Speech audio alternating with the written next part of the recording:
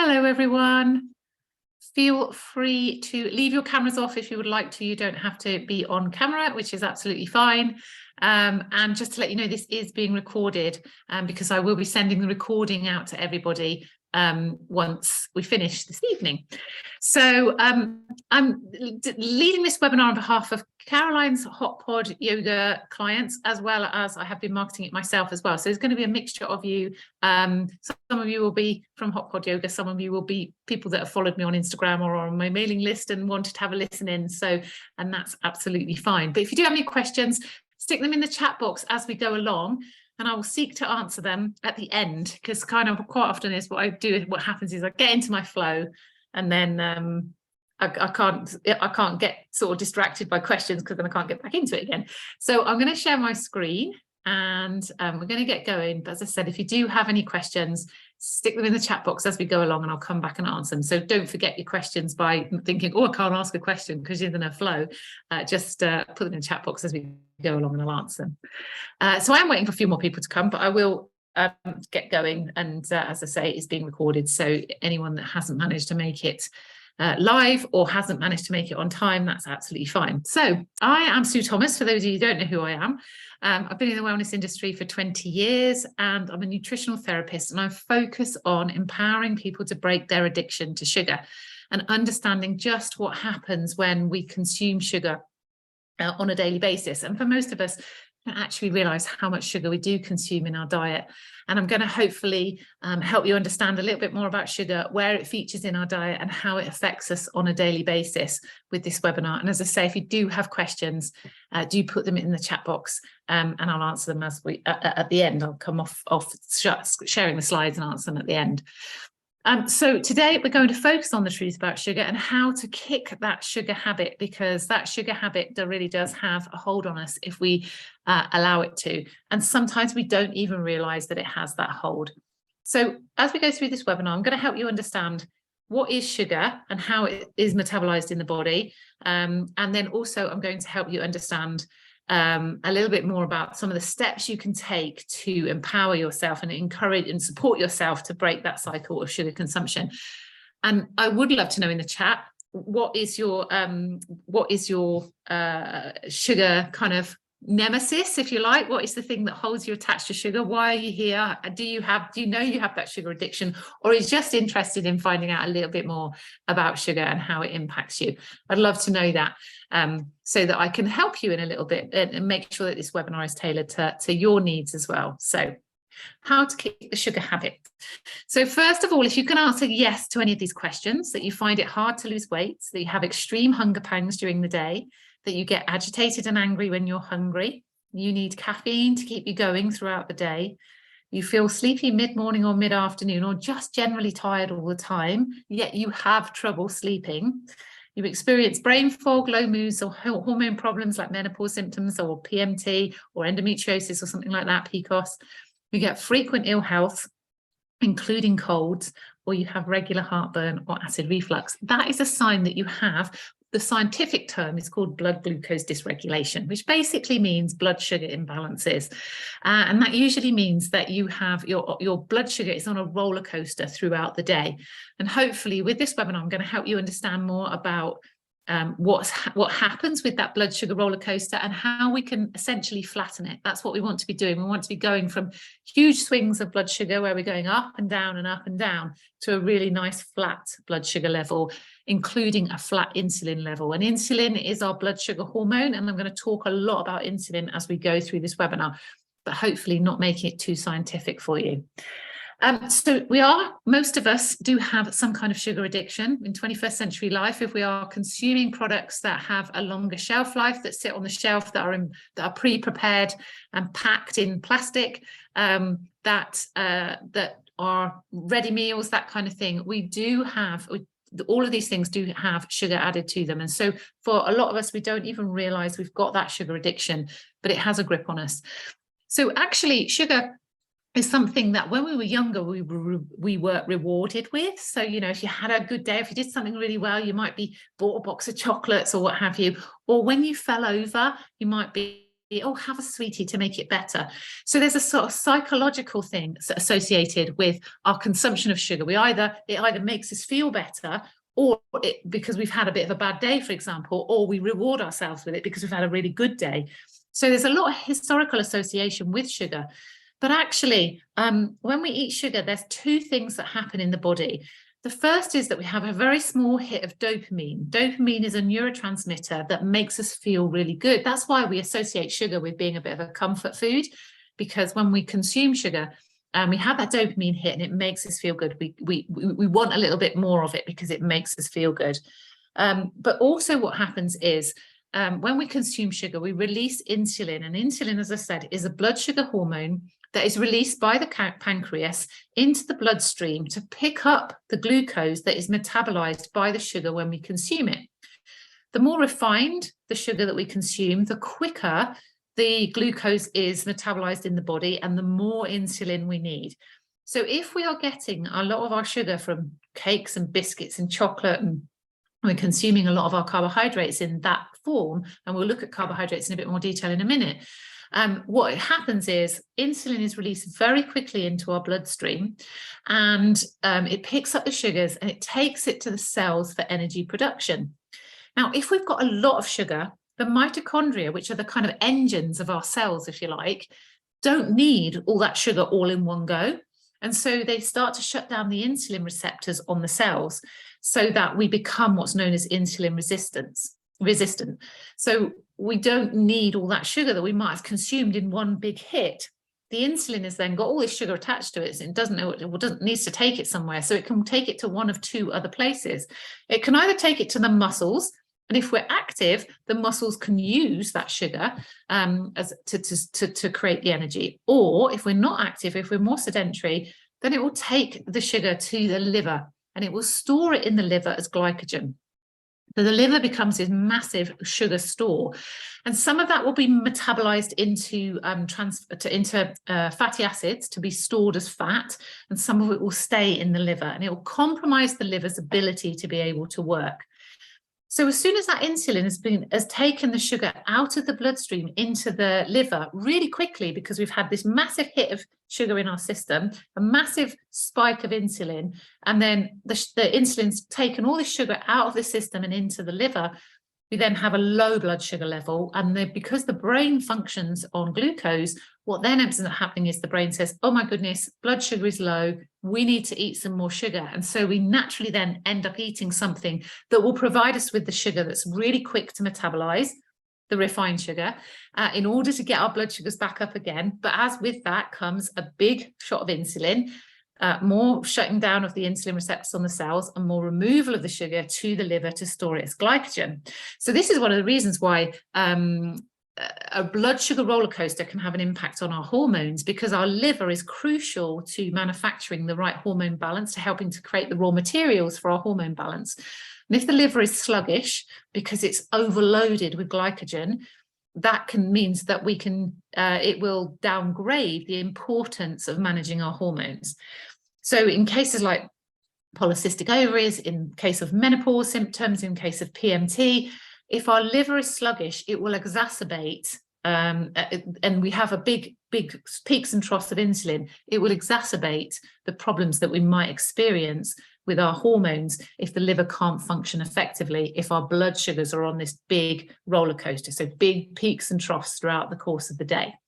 So the more sugar we consume, the more insulin released, the higher and lower our insulin spikes and troughs are, the more sugar we need to consume to pick our blood sugars back up again. And so this cycle keeps on repeating. And what we need to do is to balance that blood sugar, to balance that insulin, to flatten that glucose curve. And hopefully by the end of the webinar today, you'll understand how you can do that. And the chances are you're on this webinar today, or you're listening to this webinar because you know there's something going on with your sugar consumption that you want to get under control, basically. Or you might be experiencing those peaks and troughs throughout the day. You might be having that low at 10:30 where you need to reach for a biscuit, or that slump at 3 o'clock in the afternoon where you're thinking, shall I have a Diet Coke to pick me back up again, or should I eat that bar of chocolate to give me some energy? Those are all signs that you're on a blood sugar roller coaster.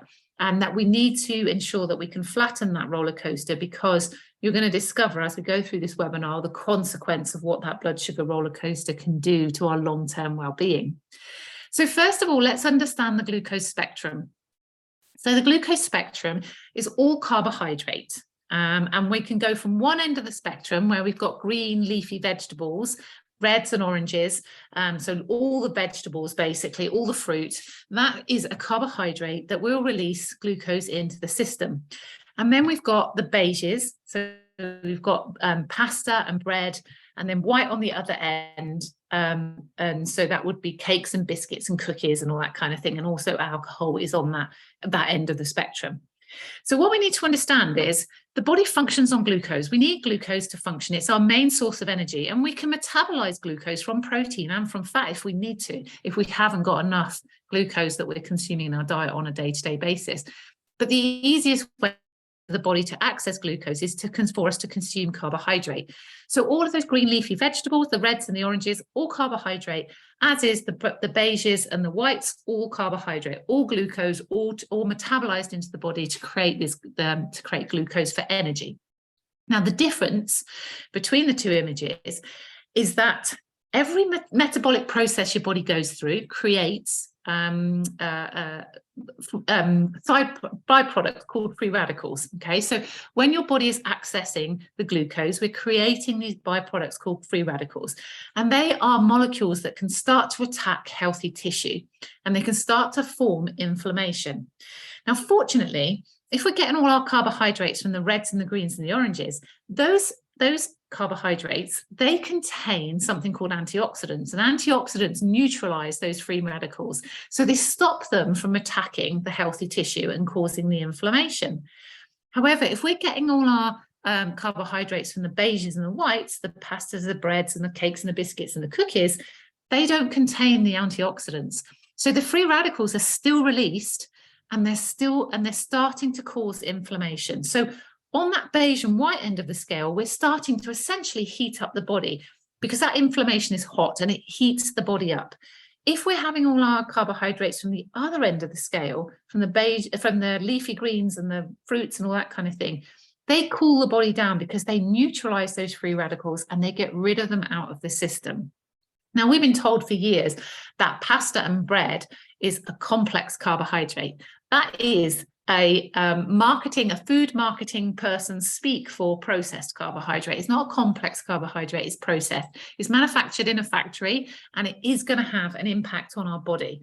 And we don't necessarily need to have the bread and the pasta to give us energy. One of the questions I get asked all the time is, well, if I'm cutting out all the carbohydrate, the beige and the white carbohydrate, where am I getting my energy from? You will get more energy from concentrating on the carbohydrates at the other end of the scale, the greens and the reds and the oranges, than you will on having the pasta and the bread and all those kind of things. When I was personal training many years ago, I worked with a nutritionist before I became a nutritional therapist myself. And she said, you need to give up your sandwiches at lunchtime. I was like, give up my sandwiches at lunchtime? I need them for energy. How am I ever going to function and train my clients in the afternoon if I'm not having a sandwich at lunchtime?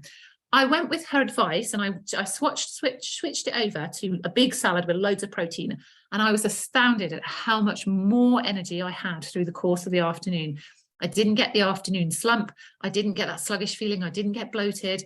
I had tons of energy, and that is because that end of the scale, that reds, greens and orange end of the scale, was keeping my insulin really nice and flat and balanced, and was releasing consistent glucose into my system. It wasn't releasing glucose into my system really quickly that resulted in loads of insulin in the system spiking, and then the insulin removing all that glucose out of my bloodstream into my liver. That wasn't happening. So I wasn't getting that 3 o'clock slump. What was happening was I got this really consistent release of glucose throughout the day to give me the energy I needed. So that is your glucose spectrum. And if you want to balance your blood sugars and get your insulin under control, and we want to get on top of our sugar cravings, the first place to start is to get our insulin really nicely balanced. Now here, I have to say, and I have to be honest with you, I am not 100% sugar-free. I call myself the sugar-free coach, and that is because I empower people to break their addiction to sugar. But I do have a little bit of sugar in my diet every now and again. So I would call myself 90% sugar-free. I know what sugar does to me. I know how it makes me feel. And so it isn't something that I feel that comfortable with consuming, but I will every now and again. I do like a little bit of ice cream every now and again. And sometimes I do like a square of dark chocolate. So I'm not going to deprive myself, but I know how sugar makes me feel, and I use that feeling to help me make a choice about whether I'm going to consume something or not. And all I'm doing here today is empowering you with the facts to help you understand just how sugar impacts us on a daily basis. And then I will give you some techniques and tools at the end to help you understand how you can begin to make a little bit of a change towards beginning to reduce your glucose or your blood sugar spikes, your insulin in your system, and have more energy, sleep better, reduce bloating, manage your weight more effectively every single day. And we can do that by reducing the amount of sugar that we consume. So when we consume all the beige and the white carbohydrates, they create inflammation. And inflammation is a stress on the system, okay?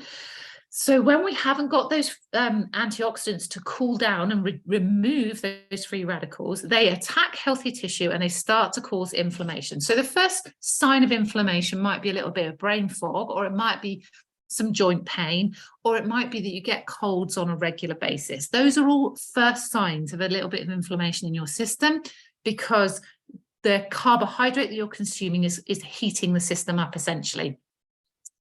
And when we've got this stress on the system, when we've got this inflammation going on, what happens is we release a hormone called cortisol. Now, cortisol is an important hormone, but if it rises too high in the system, it can become really toxic to the body. And so what happens is cortisol is really disruptive to our gut bacteria. We have this really strong, solid wall of bacteria that coats the endothelial cells in our intestine. And if cortisol starts to rise too high in the system, it causes the bacteria to begin to essentially wither and die. And that creates holes in this tight wall that should be protecting the endothelial cells. It starts to create holes in the bacterial, bacterial wall. And so as a result, pathogens, undigested food particles, all sorts of particles that shouldn't be passing across the gut wall can break down the junctions between the endothelial cells and start to get into the cardiovascular system. Now, if that happens once, what happens is the immune system creates a little bit of inflammation. Now, in this situation, inflammation is really vital. We've got two different types of inflammation. And when let's say, for example, you cut your finger, and a little bit of inflammation forms around that cut, that inflammation is designed to essentially seal up the cut and not allow anything else to pass across. So that bit of inflammation is really important. It's not like the inflammation that's being caused by the free radicals attacking our healthy tissue. It's a little bit of important sort of sticking plaster approach that the immune system can take. Now, if something passes across the gut wall and a little hole develops, the immune system goes, right, we need to patch that up. And so it will patch it up with a tiny bit of inflammation. But if that's then happening constantly throughout the miles of gut wall that we do have, because our intestine is all this kind of, sort of intricate ups and downs and ins and outs and stuff, we've got miles and miles of gut wall. If that's happening all over the gut wall because the gut bacteria is not protecting the gut wall, the body then starts to create inflammation all the way around the gut. So the immune system goes into overdrive, creates all this inflammation around the gut wall, and that's what's known as systemic inflammation. And that starts to have its own issues in its own right. Because what it can do is it can really disrupt our metabolism. So it with all these particles passing across the gut wall, the immune system goes into overdrive. That can begin to cause autoimmune conditions. It can also cause stiffening of the arteries, and we start to see a little bit of potentially cardiovascular disease. And it can also cause further stress on the system, which can lead to type 2 diabetes because it causes insulin to spike even higher. So what happens when we consume a lot of sugar in our diet? That causes this inflammation to the healthy tissue. That inflammation is a stress on the system, which causes the release of cortisol. Cortisol is a hormone that disrupts the health of the gut bacteria. If the gut bacteria is weak and not protecting the wall of the intestine, things can pass across into the cardiovascular system. Our body goes into autoimmune condition because it's trying to protect us, because there's all these gaps in our gut wall, and so it's trying to create all this inflammation, this systemic inflammation. And the knock-on effect from that then is really quite far-reaching. We can start to see on the one end of the scale brain fog and low mood, but then we can also on the other end of the scale start to see things like insulin resistance, prediabetes, type 2 diabetes, cardiovascular disease, joint pain, IBS problems and gut health problems, and specifically weight management problems as well. Because if you're someone who's tried every diet out there and it hasn't done anything for you, or you feel like you're heavier than you've ever been before, that is probably because you're still on a blood sugar roller coaster. You've still got inflammation going on in your system, and your gut health is a little bit compromised. And that all in itself is all a stress on the system. And when cortisol is high in the body and insulin is high in the body, those two hormones together will prevent us burning fat for fuel. So any kind of weight management program that we try to go on doesn't have any impact, because we've got the hormones are all balanced in the wrong way, to mean that we won't burn the fat for fuel. We won't be able to manage our weight as effectively as we should be doing if we didn't have that stress from the sugar. If we didn't have these big blood sugar imbalances, we wouldn't be releasing the free radicals that cause the inflammation. That wouldn't result in cortisol being high in the system. Big blood sugar imbalances results in insulin being high in the system. And as I said, the two things together, the ugly sisters, I like to call them, of the hormone world, means that we can't manage our weight effectively. And so when we get our blood sugars balanced, that is the panacea to opening up a lifetime of better health. Because when your blood sugars are balanced, inflammation comes down in the system. Cortisol then isn't released because our body's not stressed. So cortisol is lower in the system. Our gut health is much stronger. We won't be kind of absorbing things across the gut wall that we shouldn't be absorbing. So we can reduce and eradicate, in some cases, autoimmune conditions. And we can start to really improve our long-term well-being. We can begin to manage our weight more effectively. We can improve our sleep. We can get rid of brain fog. We can get rid of the afternoon slump. We can be more productive every single day. We can feel more comfortable in our clothes as well, because we just have a lot more confidence when all of our hormones are nicely imbalanced. So that is the consequence really of sugar consumption. Sugar consumption, even sometimes we don't even realize we're consuming sugar, can have this real impact to our further health in terms of our sleep, in terms of our hormone balance, in terms of our self-confidence and our self-belief as well, because we just feel so much better when our sugar consumption is kept to a minimum. So we need to understand as well then just where sugar is hidden, because so much food these days has sugar in it. And you can see just an example on the left-hand side there, the amount of sugar that is in tomato ketchup. It's astounding. Hot chocolate is 60% sugar. I guess you shouldn't be surprised with something like hot chocolate because it is a sweeter drink, but often we don't think that pasta sauces and things like that would have that much sugar in it. But they're laden with sugar, because what sugar does is it increases the taste, but it also gives shelf stability. It means that things can have a longer shelf life. So the food industry like to add sugar because it's a preservative as well, and it will keep things on the shelf for longer. So we might be eating something, and I was just having a conversation earlier on today with someone about crisps. Crisps often have sugar added to them. And we don't think that crisps are something that would disrupt our insulin balance, but they absolutely can. There's so many hidden sugars in our diet on a day-to-day basis. So you might be thinking, well, I don't have any sugar in my tea, and I don't really often eat that cake, so I probably don't have much sugar. But actually, if you broke it down and looked at your diet in more detail, there can be quite a lot of sugar in your diet without you even realizing it. Low-fat yogurts are another really good example. When you take a food group out of something, like you take fat out, you have to, it takes out the flavor, basically. You have to replace it with something. So the food industry will replace it with sugar to give it the flavor. Now, the reason for this is that for years we've been led to believe that the way to manage our weight, for example, is to follow a calorie controlled diet. Well, fat per gram contains 9 calories. sugar per gram contains 4 calories. So the food industry can help you to follow a lower calorie diet by taking out the fat and adding sugar, because they can, kind of add more to it, if you like. You can have more in there if there is, if you're following a calorie controlled diet. However, not all calories are created the same. So a yogurt that's got 120 calories in it compared to, I don't know, a couple of oranges, for example. The oranges have got all the fiber and everything in it as well. So the body metabolizes those in a different way to the way that we would metabolize the sugar, the refined sugar that is in the yogurt. And so we take that on board much quicker, and it spikes our insulin levels. If insulin is high, it's a stress on the system. Cortisol is going to be high, and that is going to compromise our ability to manage our weight. So if you've struggled with weight management programs, or it feels like it's really slow, or you feel like you're hungry all the time and you're kind of constantly raiding the kitchen to try and find something to kind of to sate your appetite without going over your calorie level, the consumption level that you're following, that in itself can be really demoralizing, and actually we end up eating more.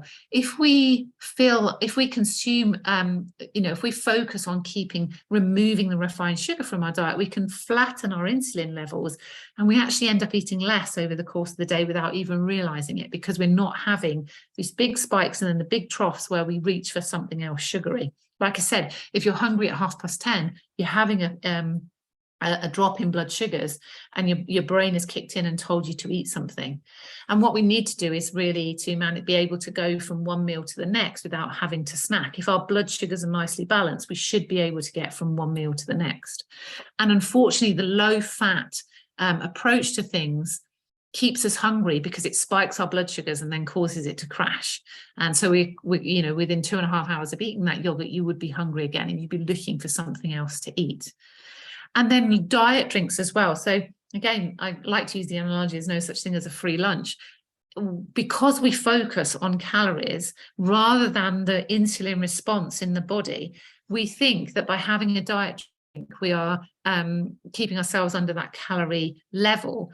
But when we consume diet drinks, it's still sweet, and it still sends a message to the brain to communicate with the pancreas to release insulin. So we still have high levels of insulin in the system if we're using diet drinks to keep us going, even though there isn't necessarily the sugar there, but it's the insulin that's the issue. It's having those high levels of insulin in the system that can disrupt so many other hormones. I've already talked about cortisol being one of the hormones, but the other 2 hormones that can be disrupted by insulin being high. If insulin is high, we release a hormone called ghrelin, and ghrelin is a hormone that tells us we're hungry all the time. So if we've had a diet drink, and even though there hasn't been the sugar there, our insulin has risen quite rapidly, ghrelin will rise rapidly and tell us we're hungry. So we'll end up having that 2.5 hour kind of craving around the kitchen, trying to find something to sate our appetite, to make us feel better. If insulin is low, we release a hormone called leptin, and leptin is a hormone that tells us we're full. So we want to focus on trying to avoid the sweetness even in our diet, so that insulin can stay low and we can release leptin to keep us full, to keep us feeling fuller for longer. And I'll explain that in a little bit more detail as we get to the end, and I'll give you those tips of things that you can do to start balancing your blood sugar levels. So hidden sugars are everywhere, so be really mindful of where sugars are hidden. If something has more than 6 grams per 100 grams, then that means it's got added sugar. And the food industry, again, very clever. What it does is it tells you per portion. So it might put 5 grams per portion, but per portion is per 30 grams. It's not per 100 grams. So if you then treble that to get the amount of sugar that would be in there, you'll be looking at about 16 grams per 100 grams. So you know then that it's added sugar, because anything more than 6 grams per 100 grams is added sugar, and that is going to cause an insulin spike. So when you're reading the labels of things, you want to be looking at the carbohydrate levels of which sugars and see how many grams of sugar there are in there. And it needs to be per 100 grams, not per portion, just so that you know when you're next in the supermarket. So this is what we want to do. This is the blood sugar panacea. This is where we want to get to in terms of balancing our insulin.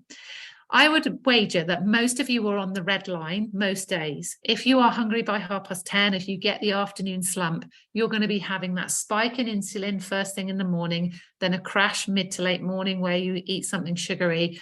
Then you have another spike and another crash where you then might have your lunch, and that might be something really quick, like a sandwich and a packet of crisps and a low-fat yogurt, which will spike your blood sugars again for the afternoon, and then you'll have another crash by 3:30. You'll be feeling tired, and that maybe is when you reach for the Diet Coke and what have you.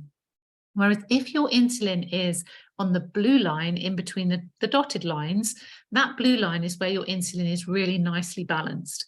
And that is all depends on what you've eaten from one meal to the next. And that blue line is the kind of line that goes from one meal to the next. That's where you should be as far as your insulin is concerned.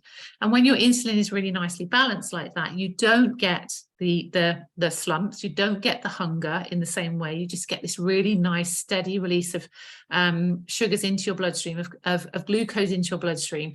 The insulin can be released really steadily and slowly. It can pick those sugars up, it can take them to the cells for energy production, and the cells can function efficiently.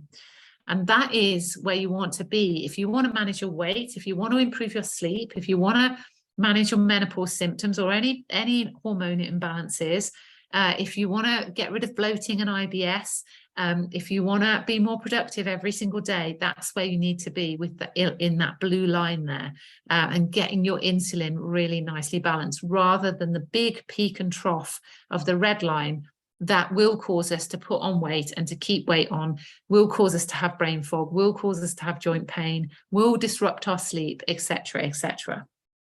So when we have that really nice balanced blood sugars, where we can go from one meal to the next without feeling hungry, we do have that greater mental clarity, our mood improves, we just get more done every day, we've got more energy, we sleep better, we don't have any joint pain, easier weight management, reduced risk of diabetes, reduced risk of cardiovascular disease, reduced impact on the liver that can have an impact on our cholesterol levels, etc., etc. It goes on and on and on. So sugar and our blood sugar balance, particularly insulin, getting that balanced and flattened is absolutely where you want to be if you want to manage your longevity and manage how you feel on a day-to-day basis, and manage your weight or your sleep or your mood or whatever it is, manage it more effectively by having our blood sugars really nicely balanced, rather than feeling tied to counting calories the whole time. Where we want to focus on is getting in touch with what our body's telling us. And from one meal to the next, we should be able to stay full. And if we don't stay full, if we are hungry within 2.5 hours, what we ate at that previous meal time didn't work for us. There isn't a one size fits all when it comes to managing our weight or our sleep or what have you. It's about understanding what your body is telling you and how you can interpret the messages your body's telling you, i.e., is it hungry or not? Because if it's hungry, what you ate at that mealtime has spiked your blood sugars and crashed. If you're not hungry, then what you ate at that mealtime has kept your blood sugars really nicely balanced. So what should we be eating? What is the ideal really in order to be able to keep our blood sugars balanced? Well, what we want to do is to focus. The first thing we need to focus on is our breakfast, because first thing in the morning, our stomach is full of hydrochloric acid, and hydrochloric acid is designed to break down protein. It is not designed to break down carbohydrate. And in 21st century life, it's also rushed that 9 times out of 10, we might be having a coffee and a muffin, or we might just grab a piece of toast, or, a bowl of cereal. And all of these things are causing the release of glucose into our bloodstream really quickly. The glucose is rising very quickly in the system. Insulin is being released to pick everything up, and then it's crashing. And that's why you get hungry at 10:30. If your breakfast is predominantly carbohydrate based, then you will be hungry usually by 10:30. So by eating protein for breakfast, protein is a much slower release of sugars into the bloodstream, and that should keep you full from one meal to the next. So I often challenge clients and I say, just have 2 boiled eggs for breakfast tomorrow morning, no toast, nothing else, and see how that feels for you in terms of how it keeps you full. You want to fill your plate with colors, so lots of those reds and greens and orange carbohydrates that will give you all the energy that you need, but release it really nicely and slowly and consistently. It's like a drip feed of energy into your system. They also act as a really nice fiber base to reduce the speed with which any more processed carbohydrates that we might consume subsequently in the meal, it slows down the release of those more processed carbohydrates.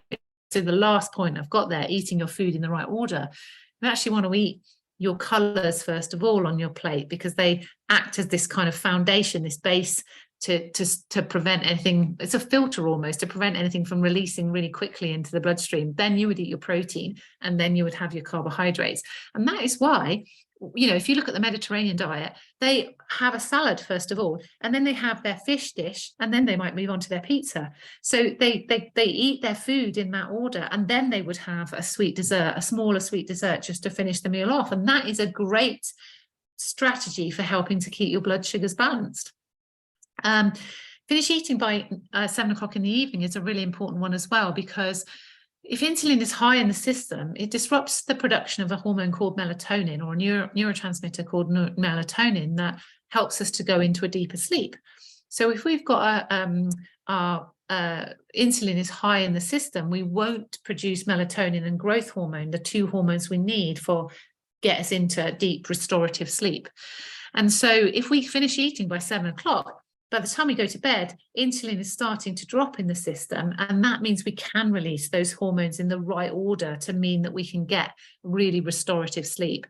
And sleep is so important. When we sleep deeply, our blood sugars reset, so we can start the following day with really nicely balanced blood sugars. And then if we make the right choices, we can make sure those blood sugars stay balanced throughout the course of the day. If we don't sleep well, there's lots of evidence now to suggest that it doesn't allow our blood sugars to reset, and we often end up eating about 500 extra calories the next day, or in excess of that the next day, just to give us the energy. But then that has a knock-on effect to our blood sugar balance, which has a knock-on effect to the quality of our sleep the next night. So it's all about saying, right, if I can finish by 7 o'clock, I can really begin to bring my insulin levels down, which means that's going to improve the quality of my sleep, which means I'm going to make better choices the following day. So everything is quite intricately linked. And some people will say to me, well, I can't eat by 7 o'clock. I've got this, that, and the other going on. I go to the gym or what have you. And my answer to that is, well, try and eat a bit more at lunchtime, and then a little bit less in the evening, maybe more of a salad or a soup or something in the evening, so that you're not overloading your system and your insulin is not rising too high in the system. And then the last point is to move 10 minutes after you've eaten as well. So if you can move for 10 minutes, it might just be climbing up and down the stairs. It might be walking around the block. It could be anything. But if you can move for 10 minutes, that's starting to use up some of the glycogen. The insulin can take it to the muscles and use it. Like I said at the beginning, that's one of the 3 places that the insulin will take the sugars for energy production. And so the muscles start to use that glycogen, and we can then begin to replenish those glycogen stores. So the insulin's got somewhere to take the sugar rather than continually taking it to the liver. And if you can move for 10 minutes, that helps with digestion anyway, but it also helps with managing our insulin levels much better. So there's some really simple things that you can do every day that you can begin to break down that cycle of sugar consumption. Now, it takes about 10 days or so, 7 to 10 days, to really flatten our blood glucose levels out. And often kind of day 4 and day 5 is the hardest. So if you start on a Monday morning saying, right, I'm eating healthy today, but by Thursday I've kind of given up because it feels like it's too hard, that is because your blood sugars are trying to balance, or you're trying to get them under control, but your cravings have kicked in, and you need to push through that to get to the other side. But then once blood sugars become balanced, it's so much easier to make better choices. So if you didn't do anything else, just to focus on just one of them, and maybe just switching out your breakfast and having a more savory based breakfast with protein in it, so that you can begin to flatten that glucose curve, flatten that insulin balance, and get rid of those big peaks and troughs. And listen to what your body's telling you as well, in terms of, as I said, if you feel hungry within 2.5 hours of eating, that means that the food you ate didn't work for you. It spiked your blood sugars and they've crashed again. And you want to find the foods that for you will keep your blood sugars really nicely balanced. So I have a 7-day sugar-free challenge coming up. It's starting on the 23rd of January, so next Monday, and it's 7 days of just cutting out the refined sugar. You can go deeper than that if you wanted to. There is recipe collections and stuff that you can use if you wanted to kind of follow a more structured kind of way of eating. But for most people, it's just about saying, I just want to break the cycle of refined sugar consumption. So I'm not going to have the chocolate in the afternoon, or I'm not going to have the biscuit with my coffee and that kind of thing. And then we can start to gradually work on what does a meal look like to help you balance your blood sugars.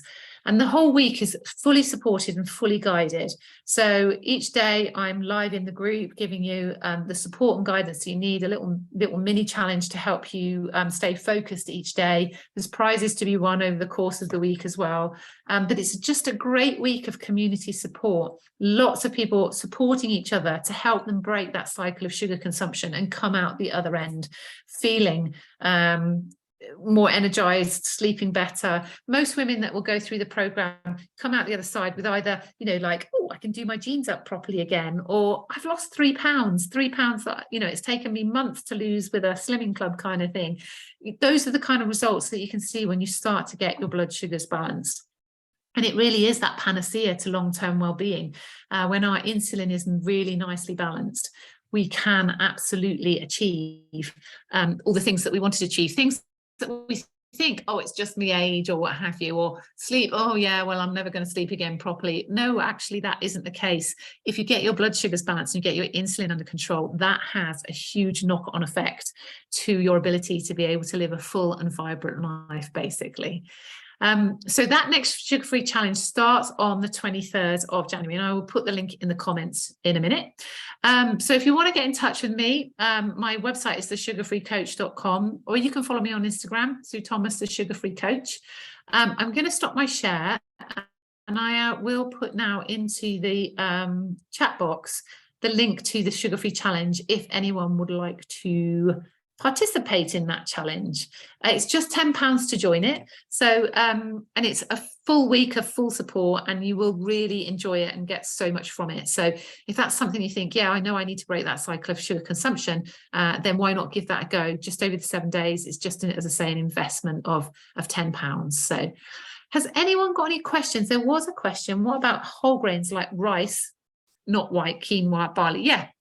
So actually, they're all fine. They are kind of on the sort of in the middle of that spectrum, Karen. So brown rice is okay. Quinoa is okay. Quinoa is a protein anyway, so I would never class that as a processed carbohydrate. You've got them moving into kind of couscous and things like that. So with those sorts of things, you have to really listen to what your body is telling you with those kind of things.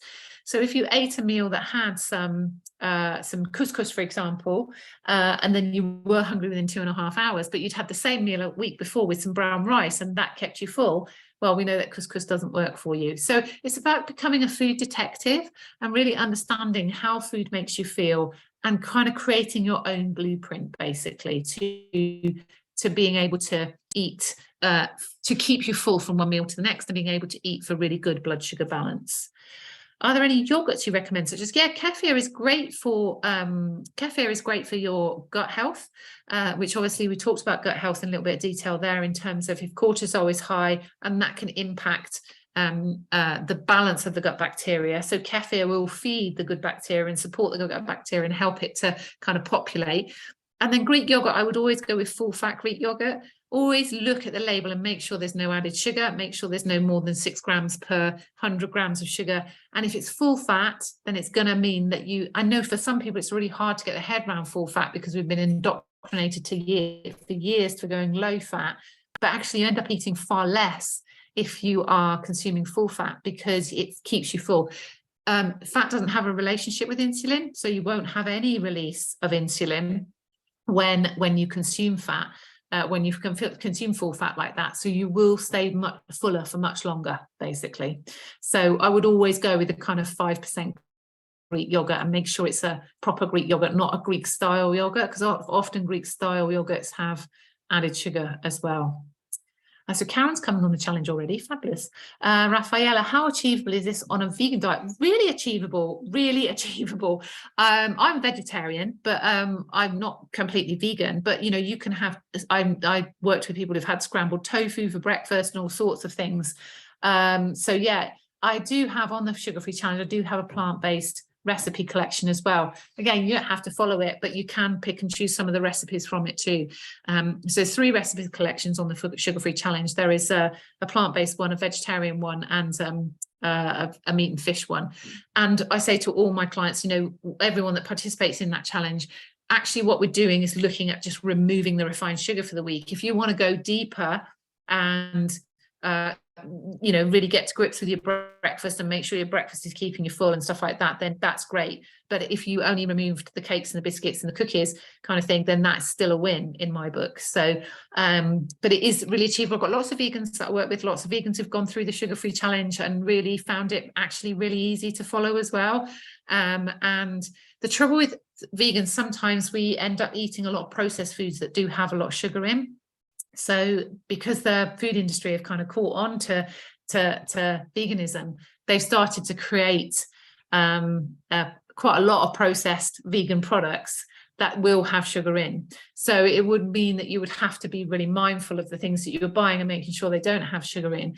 But if you were quite happy to start creating things yourself, you know, we can do things like carrot and hummus, carrot sticks and hummus and things like that, snacks and all sorts of things. So there's loads of easy solutions to balancing your insulin levels and getting your blood sugars under control, managing your weight more effectively, and having more energy and feeling of living a vibrant life on a vegan diet. No reason why you shouldn't be able to do that at all. So does anyone have any questions, any other questions? I will send the recording out. I know a lot of people have registered and said that they wanted the recording because they couldn't listen live tonight. So that's absolutely fine.